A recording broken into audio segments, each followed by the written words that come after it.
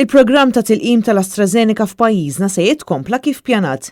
Il-ħamis bosta Maltin u Mawċin kienu mħasba dwar rapporti li kienu jindikaw li hemm persuna Awstrijaka li żviluppat trombożi multipla u li ħadet il-vaċċin tal-AstraZeneca minn batch partikolari u spiċċat tilfet ħajjita 10 tim wara. Quddiem dan kollu l-awtoritajiet tas-saħħa talbu d-direzzjoni tal-Awtorità Maltija tal-Mediċini rigward l-użu ta' dan il-vaċċin. L-Awtorità tal-Mediċini f'pajjiżna rrakkomandat li l-programm ta' vaċċinazzjoni permezz tal-AstraZeneca jissokta kif pjanat.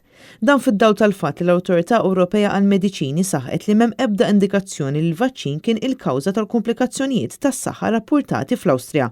Anke għaliex il-komplikazzjoni rappurtati mhumiex imniżla bħala side effects ta' dan il-vaċċin.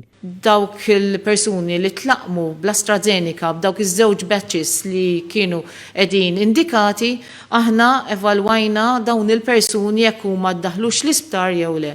U allura hemmhekk rajna li ma kienx hemm l-ebda konsekwenzi li huma relatati ma' thrombotic events bħalma kienu qegħdin jissemmew barra minħabba dawn in-nies li huma kienu ħadu din il-batch.